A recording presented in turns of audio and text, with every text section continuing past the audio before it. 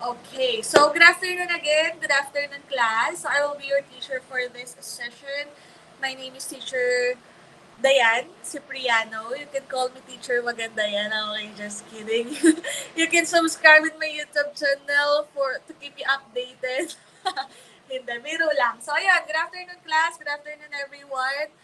So before we proceed with our discussion for this afternoon, I want you all to open up your notes, to open your modules, and give some insights about our previous topic.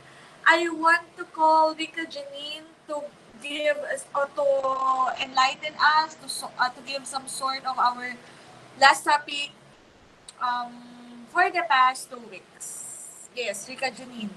Our topic last 2 weeks are all I is all about appetizer. I learned that appetizer is used to stimulate our appetite. Okay, thank you so much, Rika Janine. So, she learned that the appetizer is used to stimulate our appetite or sa madaling salita ay ito ay pampagana bago tayo kumain. So, in this past 2 weeks, we discussed all about appetizers. So, lahat ng na-discuss natin ng mga nakaraan ay umiikot lang sa appetizers. Anyone here again in the class? Volunteer? Yes, Venus. Yes, Venus. Open your mic. Hello, rinig po ba, ma'am? Yes, rinig na rinig at nakita Okay ni po. ma'am ang iyong paglabas ng notebook. Ay! Ma'am, wala to, Okay. ma'am, wala to. Andito, mama. O, lilikod ko. Oh, sige, Okay, sige, ma'am. sige.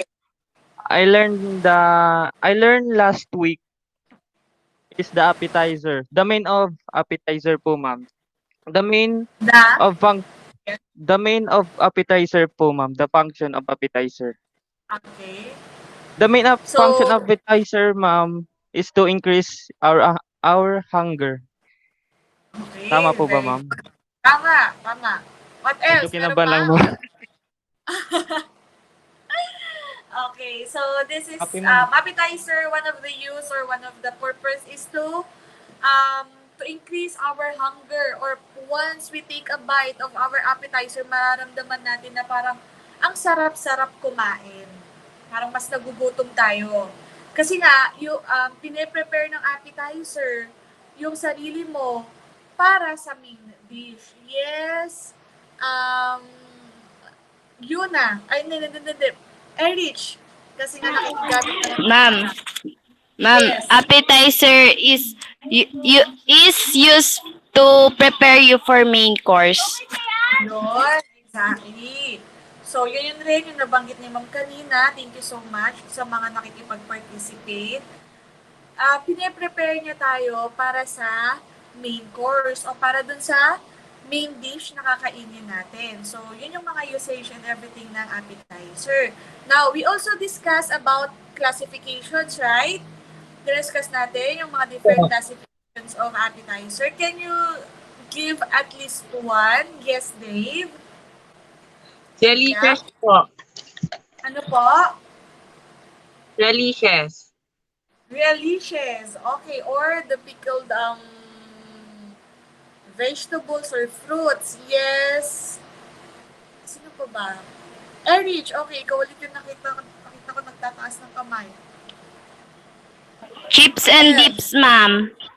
Chips and dips, in which nagkaroon tayo ng simple performance task last week. Ano pa?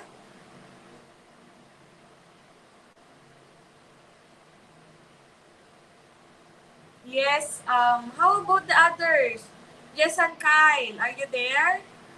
Jonas Marco, nandiyan po ba? Ma'am, ako po. Okay, Brent. What else, Brent? Petite salad, ma'am. Small portion of salad. Okay, thank you so much. Very good. So, petite salad or the small portion of salad. What else? What else? Parang dadalawa lang nakikita ko nagtataas ng kamay. Saan yung iba natin dyan? Yes, Leslie. We have the canapé. Okay, what else? Nagkaroon rin tayo ng performance task about the canapé, in which canapés have three parts. Merong three parts yung canapé. Naaalala? Ano-ano nga yun? Wow, napaka-active naman talaga. Ano yung tatlong parts ng canapé? Yes, Justine. Naaalala? Base, garnish, and spread. Very good. We have the base, the garnish, and the base, the spread, and then the garnish. What else? Ano pa ang classifications ng isang ng appetizer rather? Yes, Brent. Fruits and vegetable, ma'am. Fruits and vegetables. Okay, so good thing, nakakatuwa kasi meron kayong mga naaalala sa mga diniscuss natin nung nakaraan. And also, sa pagsasagot niyo ng module, alam ko, madadalian kayo kasi bukod sa nag-online class kayo at nagkakaroon kayo ng other infos tungkol sa topic, mas napapalawak yung mga knowledge nyo tungkol doon sa topic o tungkol doon sa module na hawak-hawak nyo. Now, so we have here our topic for this week. So, pe-present na lang ulit ni ma'am. For a while. Give me a minute. Okay. So, ayan. Nakikita ba yung pinapresent ni ma'am? Yes? Okay. Yes po, ma'am. Okay, salamat. So, for this afternoon, we have here our Technology and Livelihood Education Cookery 9, which is about prepare a range of appetizer. So, we discussed already kung paano ba mag-prepare ng appetizer, but in this module, mas ma-elaborate or mas magiging deeper pa yung alam natin tungkol sa appetizer. Tulad nga nung una, nung first week natin, nakapag-prepare tayo ng canapé. Second week, a sort o a bit sa konting oras, makalaman nyo kung ano ba yung chips and dips na mas malalaman nyo pa sa mga na mas lalalim pa yung alam nyo sa mga susunod na week. And now, for this module, for a while lang po. Wait lang po. Saglit lang po.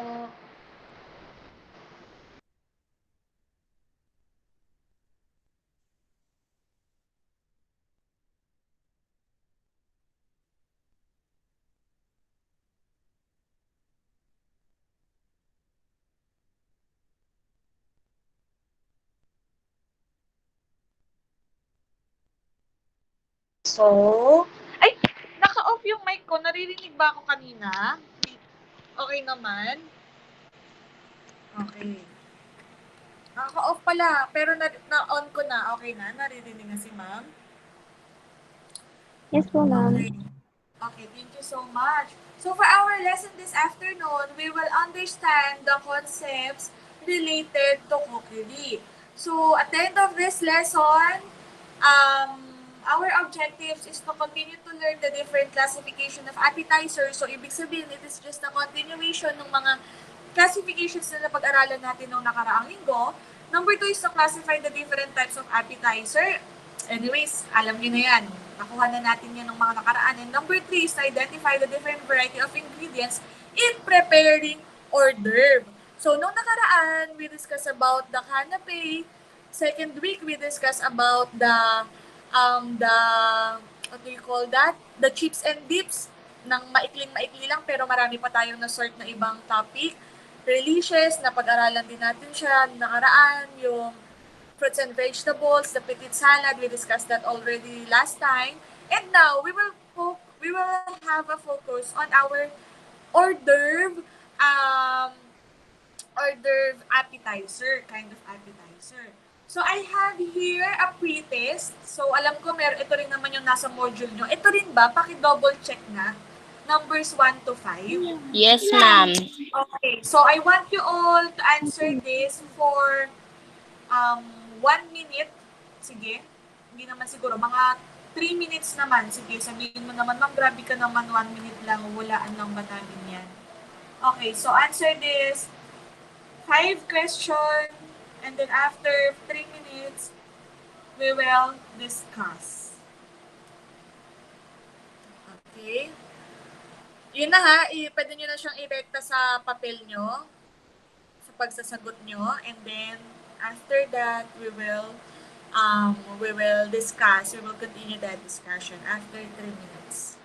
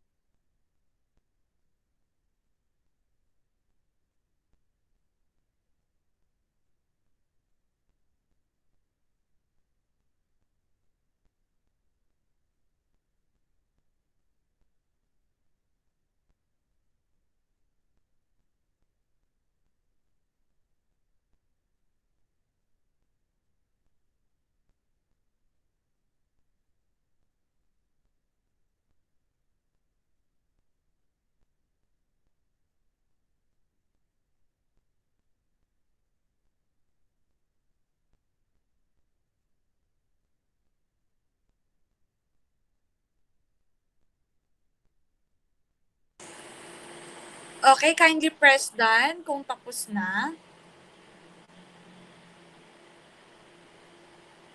Paki-press nga yung done kung tapos na.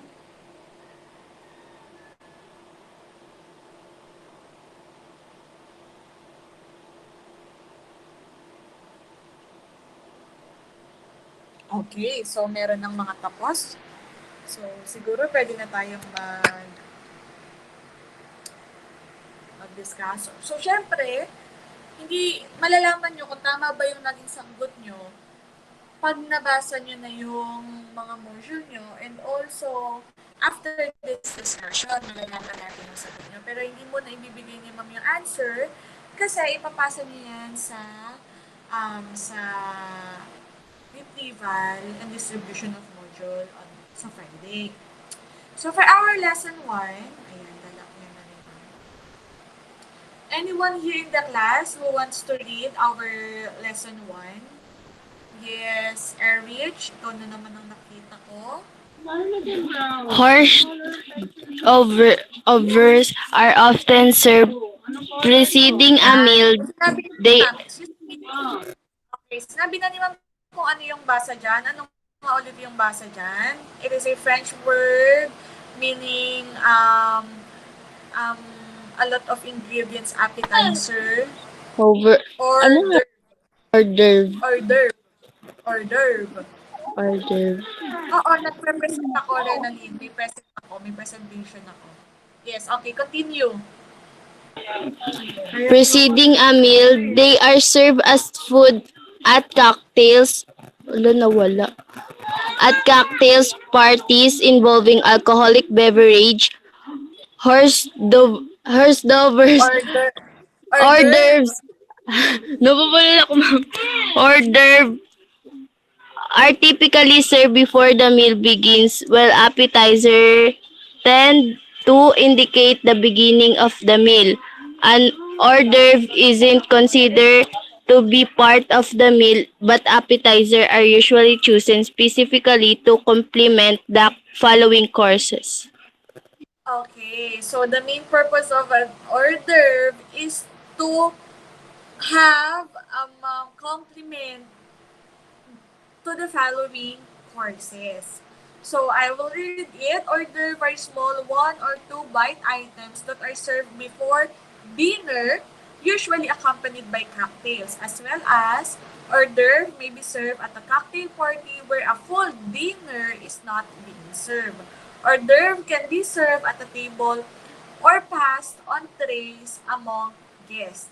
An hors d'oeuvre appetizers or starter is a small dish served before a meal in a European cuisine. So, European cuisine daw siya nang galing. Some hors d'oeuvre are served cold or hot. Hors d'oeuvre may be served at the dinner table as a part of the meal, or they may serve before sitting, as such as reception or cocktail party. So these are the key points that we need to give emphasis about hors d'oeuvre. So anyone here who wants to read? Yes, Justin. Ma'am, Sige nga anong po, babasahin? pakihelp nga po si Ma'am basahin. Saan po? Translate or what is hors d'oeuvre? Translates to outside the work. The finger Okay. foods served at receptions, cocktail party, or any kinds of party with butler service or buffet service. Should be stimulating to the appetite. The size, 30 to 40 grams. Attractive. Eaten in one or two bites. Can be sweet and savory. Serve hot and cold. Serve separately from a meal. Cook carefully. Seasoned well. Flavors balanced. Complementary to what is to come. Okay, thank you so much. So, yun yung mga key points na kailangan nating tandaan when we hear the word order. So, number one is to translate to outside the work. So, yun yung isa sa mga meaning niya. So, number two, or next bullet, is a finger food. Pag sinabi nating finger food, kayang we don't need the help of spoon, fork, or any kind na pangtusok, chopstick, or whatever. Pwede natin siyang gamitin, kainin in one bite using our fingers. So, should be stimulating to the appetite. Sizes niya usually 30 to 40 grams. It must be attractive as always. It must be eaten in one or two bites. Can be sweet, pwede daw matamis or ma-flavor. Next is pwedeng hot or cold. Serve separately from meal, cook carefully, seasoned well, flavors balance, and complement to what it is to come. So we have here the classifications of hors d'oeuvre. No nakaraan, we discussed about the parts of what do you call that, of the canapé. Now, dito naman in the classification of appetizers. Now, dito naman, masasagot niyo yung mga nasa pretest nyo kung ano ba yung mga classifications ng appetizers. So, we have here the plate or hors d'oeuvre. Ayan. It may be consist of shrimps, smoked fish, pouch egg, Spanish sardines, and lettuce. Sauce can be served at the side. So, some of the example of plate hors d'oeuvre is this appetizer. So, you can see here, parang nasa ano siya eh, yung style niya, kaya siya plate. parang merong included na small plate sa ilalim ng appetizer. So, yan nga yung halimbawa, which is the, what do you call that ba? Pepino, ayan, pepino and shrimp, ayan. So, that would be one of the example of plate hors d'oeuvre. Mapapakita po sa inyo ni Ma'am yung pagkakaiba-iba ng classifications ng hors d'oeuvre. Number 2 is the Grison platter. Grison platter will be read by Jess and Kyle. Hi, Jess and Kyle, are you there?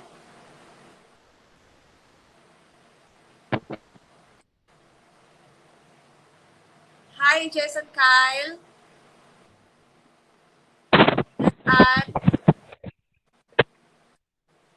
okay, kindly help us to read what is a Grison platter.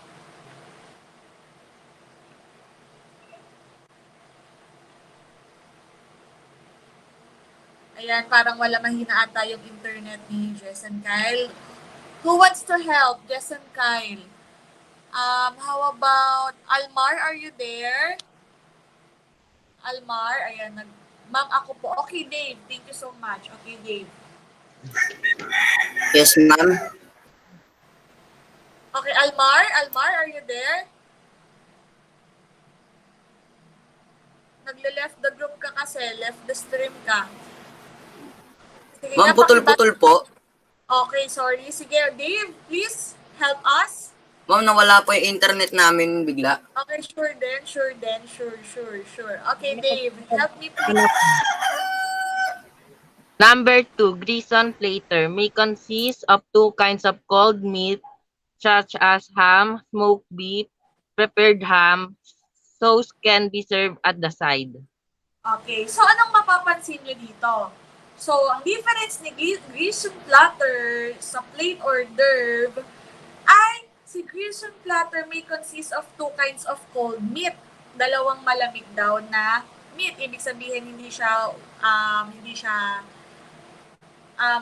newly cooked. Ayan. So, anong pwedeng ng example? Such as ham. Ay, ito yun. Ayan. Ham, smoked beef, peppered ham, and same as with plate, sauce can be served at the side. So, yan naman yung pagkakaparehas nila. Parehas silang pwedeng mayroong sauce at can be served at the side. Okay, next. Next, classification number 3. Hors d'oeuvre is a well-presented platter with a limited choice of simple or more expensive foods. So, di ba sabi ko, kung naalala nyo ng first week natin, ang isa sa definition ni ma'am ng hors d'oeuvre ay ito yung bonggang-bonggang appetizer. Ayan. Because it is made up of simple or more expensive foods. The basic is small quantity but big in quality. Small in quantity, maliliit yung pieces niya, pero pag pinagsama-sama, siya ay magiging maganda, malaki, at madami. At the same time, attractively served. So, ayun. Nakakatatlo na tayo. Tatlo na yung na-identify na natin ng tatlo ang hors d'oeuvre. Next, we have the 4th classification. Fourth classification will be by Brent. Okay, please, Brent, help me please to read this number 4. Assorted hearty hors d'oeuvre can be served in special portion platters with dishes or even from a serving cart. Ayan. So, sabi dito, this one is also an example of hors d'oeuvre. Basta small size, bite size, special yung pagkaka-design niya, and it can be served in a special portion or platter with the dishes or even from a serving cart. We can identify and we can conclude that there would be on a hors d'oeuvre appetizer. So balik tayo. So we have here the plate or the shrimp like with pipino. Next is the Grison platter. Tatandaan nyo dyan, merong 2 kind of meat, cold meat. Next is small in quantity but big in quality.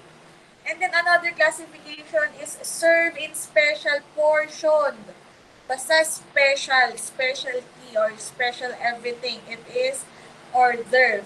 Number 5, rich hors d'oeuvre is still a classical form of presentation.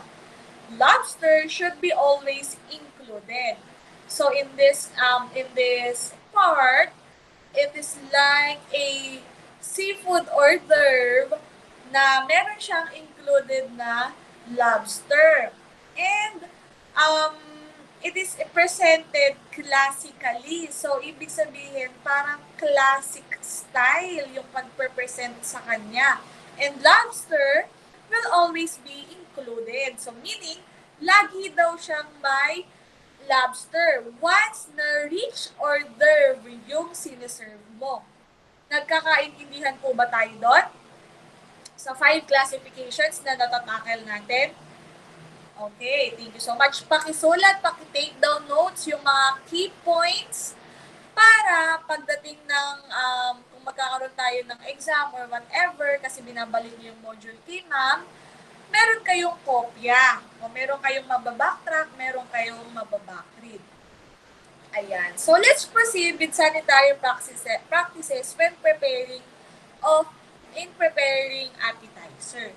So, meron tayong dapat kino-consider, hindi lang basta, sige, nung mga nakaraan, nag-performance test kayo, alam ko, ginawa niyo yun with the best of your ability, with the best of your knowledge, sa tamang pagkakaalam nyo, sa tamang ideya na kung paano nyo ba siya magagawa. But, we can, in this part, we can, ano ba tawag doon? We can consider this sanitary practices when preparing a range appetizer. So we have here 6 sanitary practices. Number 1, 2, 3, 4, 5, and 6. So number 1 is to handle the food properly to prevent spoilage and contamination. Number 2 is to wash utensils and equipment thoroughly. Number 3 is to keep off hand to a minimum contact to ingredients and food. Number 4 is to keep away from food when you are ill. Number 5 is to store food and ingredients properly. Number 6 is to safeguard the food during the distributions and servings, and chill and refrigerate to reduce the temperature of food. Place it in a cold storage like refrigeration to preserve perishable food.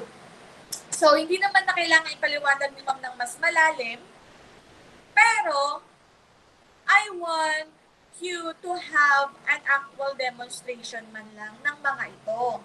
Ma'am, paano po iyon? So, meron tayong 6 dito. You will choose at least 1 at ipapakita nyo sa video ngayon kung paano nyo ba ginagawa. Ma'am, paano po yun? Halimbawa, handle the food properly to prevent spoilage and contamination. Ibig sabihin, ipapakita nyo sa video in this class kung paano ba mag-handle ng food properly. So, syempre, when it is a small object, kailangan hindi nyo siya hawak-hawak lang ng bare hands. So, halimbawa, mga vegetables or whatsoever, mga shrimp, kailangan gumagamit kayo ng plato para hindi kayo nagkakaroon ng direct contact sa food. Number 2 is to wash utensils and equipment. Kailangan disregard yung nabanggit ni ma'am na demonstration. I will explain it na lang para mabilis tayo. Number 2 is to wash utensils and equipment. But also, you can practice it inside your home, inside your house, through the help of your guardian para hindi po tayo ma-aksidente at hindi po magkaroon ng hindi magandang pangyayari. Number 2 is to wash utensils and equipment thoroughly. Number 3 is to keep off hand to a minimum contact to ingredients and food. Ayan, sabi nga ni ma'am, as always make sure na hindi natin siya madalas hinahawakan gamit ang ating mga kamay. We can use any kind of utensils para wala tayong direct contact sa food. Number 4, ito sobrang importante, is to keep away from food when you are ill. Wag po tayong magluluto pag tayo po ay may sakit. Bakit po? Kasi once na meron tayong sakit at nagluto pa po tayo, maraming tendency na pwedeng mangyari. Pag nagluluto ka, nagsasalita ka, magkakaroon ng saliva yung niluluto mo, sa hands mo, may mga bacteria and everything, may chances na mahawa ang mga kakain. So, magkakaroon siya ng contacts. Hindi naman natin sinasabi na 100% na yes, ganun yung mangyayari. Pero for our safety rin, kailangan iwasan na lang natin yung mga ganong pangyayari. Number 5 is to store food and ingredients properly. Ilagay sa mga tamang kalalagyan niya. Kung ito ay kailangan i-refrigerate, for number 6, ilagay sa ref kung mapapanis. Kung ito ay kailangan lang ng room temperature, sa room lang.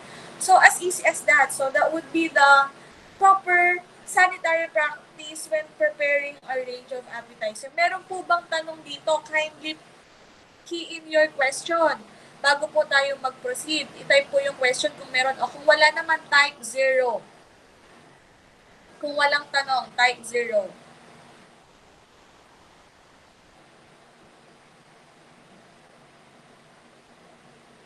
Ayan, thank you so much. So, meron ng mga nagda-type ng 0.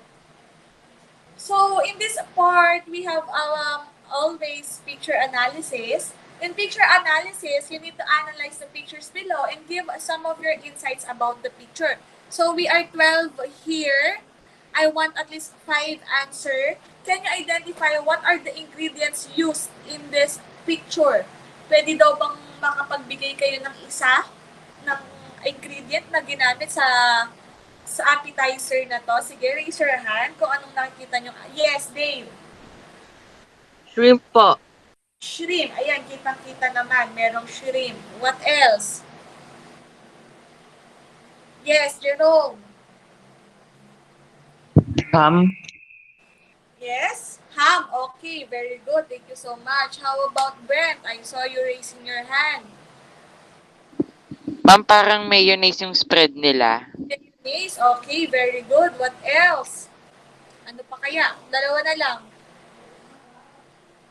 Dalawa na lang. Ano to? Ano kaya to? Ito, nasa ilalim. Ayan, ano kaya yan? Ano kaya yan? Dave again? How about the others? Okay, Dave, go. Come on. Pastry po. Pastry? Parang wala ako yatang nakitang pastries dyan. Anyways, yeah, bread is also an example of pastry. So, what else? Yes, Princess. Erich, brother. Ma'am, brownies po at ewan ko po kung cookies ata. And how about this orange one? Fish, right? Ma'am, fish fillet. Fish fillet or salmon. Yes, exactly, Jonas. Thank you so much. Yun ay salmon. Yes, Leslie. Very good. And we have here some green leaves as well as a seasoning and spices. Tomatoes. Ayan. And ito parang, ano ba to? Maybe a fruits also. Citrus fruit siguro. Parang, no? Based on the picture. Ayan. So, that would be our picture analysis. Now, as easy as that, we have here the identification activity. Ayan, maraming nagtatanong lagi kay ma'am.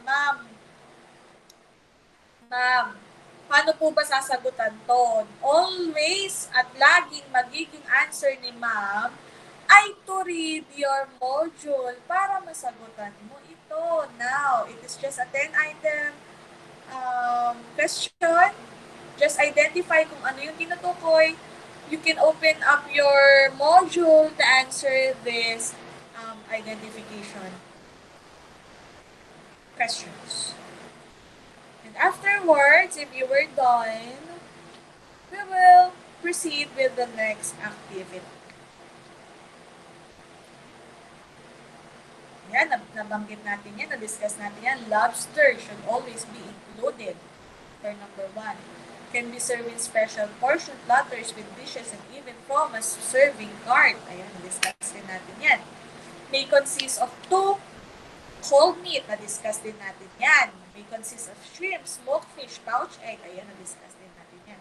Maybe in the form of fruit or vegetable juice mixed with little alcoholic. Ayan, na-discuss natin yan. beverage, or seafood-like shrimp. Refers to a small portion of highly seasoned food. Yes, we discussed. What is the size of order? Ayan. A la carte dishes usually described as hot dish. Ayan.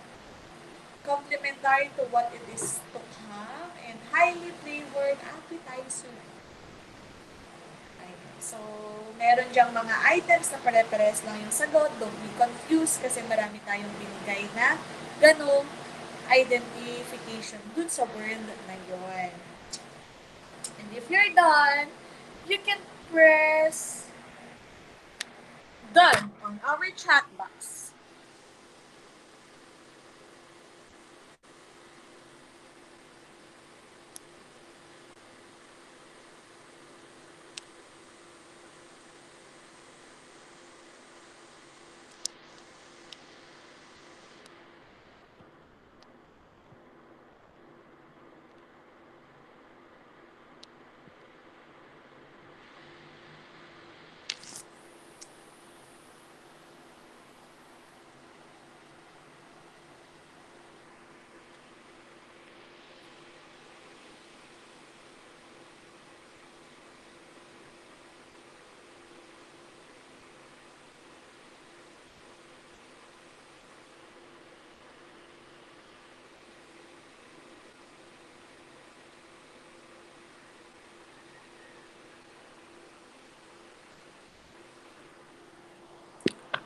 So, press done kung tapos na.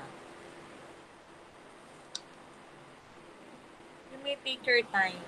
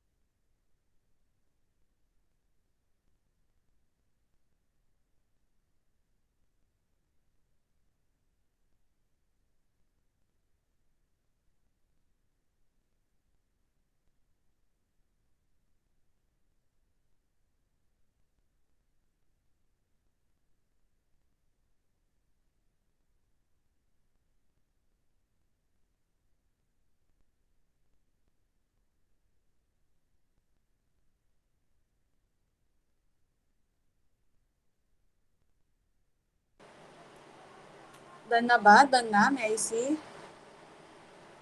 Ayan. So, very good, very good. So, again, that would be the process. Hindi mo na bibigay or i-reveal ni ma'am yung answer.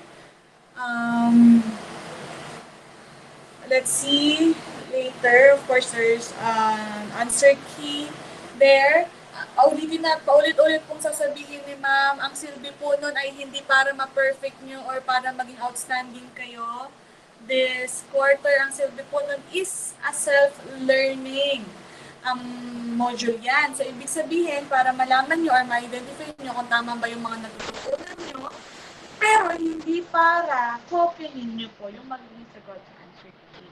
Now, in our activity 2, we have here the concept definition map. Ayan, you can also answer it. Pwede na rin po nating sagutan. To give 4 classification of order. And then if you're done, ganun rin, mag-ano na tayo. Mag-type na lang din ng done. So this will be your actual module, actual answer na rin late, na ipapasa on the retrieval ha.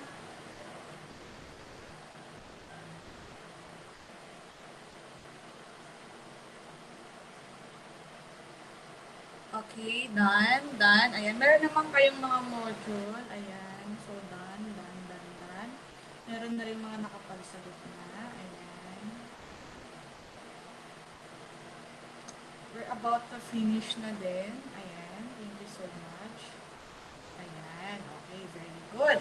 And afterwards, you will answer this try question approach. Of course, if the question is in English, the answer must be in English. Ayan, nasagot ni Ma'am Do kanina. Why is it important to keep away from food when you are sick? It is important to keep the appetizer to cold storage. Oo ba o hindi? And kung yes, if yes, why? And if no, why not? And number 3 is, what happens if you do not wash your utensils thoroughly? In this try question approach in TLE, even in 2 to 3 sentences, okay na yun. Good na yun. Very good na yun. Basta nasagot nyo, tumpak ang sagot, pang Miss Universe. Ganon. Agad.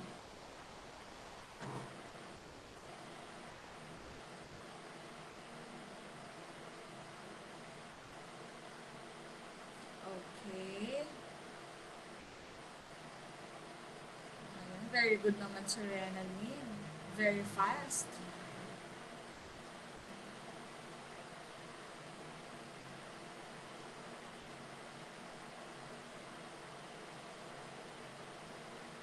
Okay, so next, after that, the lessons that we have learned in this module ay ano-ano. And please, this is the summary. Can you please help me to read this summary, Erich, please? The classification of appetizers are cocktails, hors d'oeuvre, canapé, chips and dips, petite salad, relishes and crudités, soup and consumes, fruit and vegetables. Classification of hors d'oeuvre are plate hors d'oeuvre, grison plate hors d'oeuvres, assorted hors d'oeuvre, rich hors d'oeuvre. Appetizer is served before the main course. Okay, so ito lang yung mga key points. Ito yung mga na-discuss natin na rin sa loob ng 3 linggo. At mas lalawak pa yung ating mga nalalaman sa mga susunod pa nating pag-aaralan. So, after this, meron pa ditong mga activities and post-test. And then afterwards, we were okay. So it is just a 5, okay? And then we have here the additional activities. And then the answer key on your module. Again, the use of this answer key is para hindi kayo maging tamad or para hindi kayo maging feeling magagaling lahat, matatalino kasi perfect. All perfect po ako, ma'am, kasi yan po yung sagot ko, yung nasa answer key.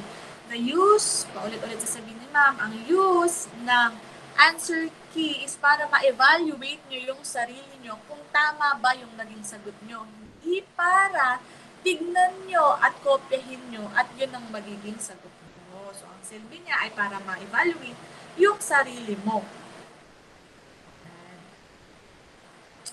So, I will stop recording na. That's all for this afternoon naman.